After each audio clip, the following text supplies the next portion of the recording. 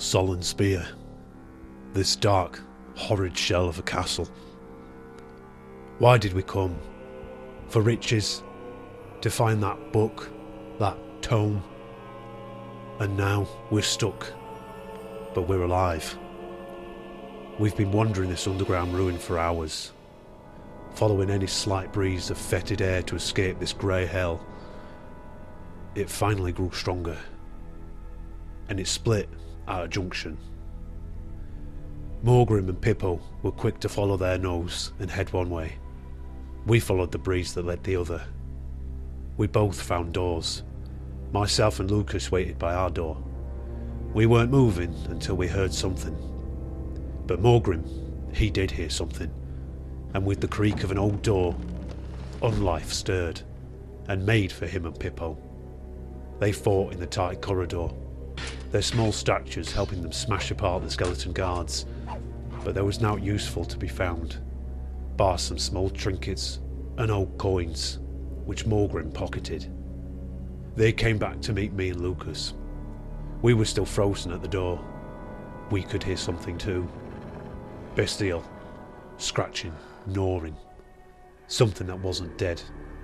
As all of us gathered, I slowly pushed open the door, and in front of us were ghouls, teething on the rags and bones of the dead. We charged them, hacking and slashing them to pieces. Their treasure was but bones and waste to us. There is nothing here but death. We walked out quickly, heading down another corridor following the breeze, but as we reached a corner, the silence was broken by shuffling. We turned and looked behind us. Another group of skeletons.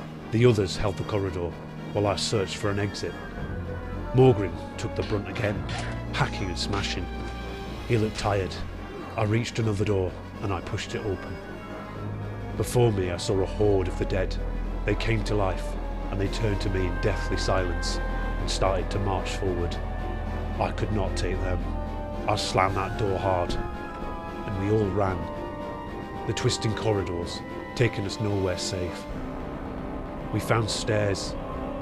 We had no choice but to go forward. We walked, and we walked, and we walked. The air was so thick you could see it.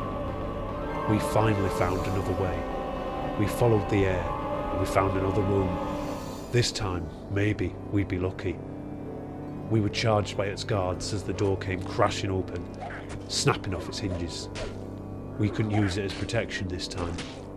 We fought hard, stabbing, smashing, slashing, and in that brutal melee, Morgrim, tired, beaten, he took a fatal blow to his helmet.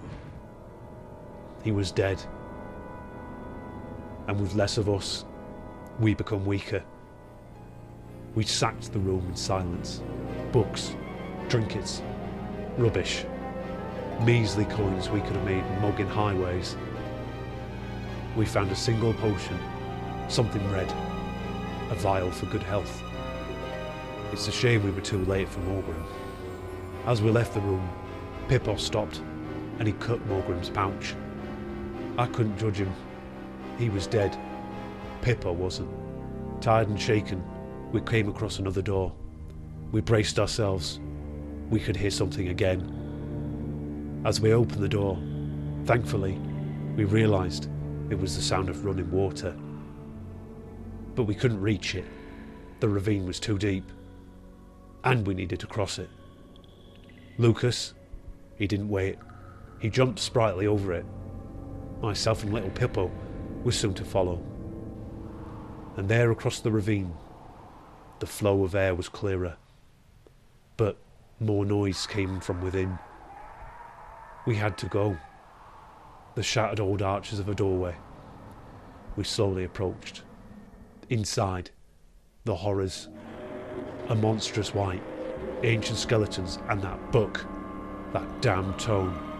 If we could just reach it, we could at least try to run with it, and maybe make some small coin for all of this. But they charged us. We didn't have time to think anymore. We just fought like rabid dogs. We ran for that tome, smashing and screaming. But the white, it stood there, laughing maniacally.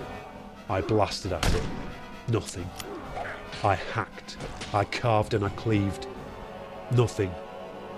Lucas, he came to my side. He caught the white off guard. And nothing. The white. It struck out. I fell. My head bouncing off the cold, hard stone floor.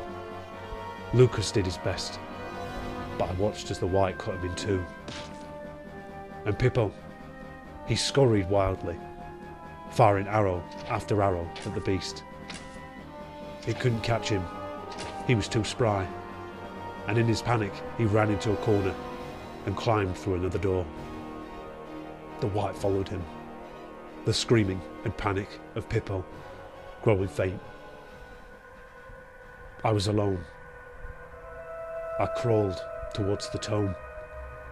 I could hear it. It was speaking to me.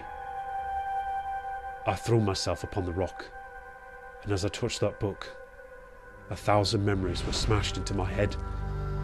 A war, all peoples united under a Red Baron, crushed by the Empire, and a crime so grave it destroyed this place, and its devastation created the Dead Lake.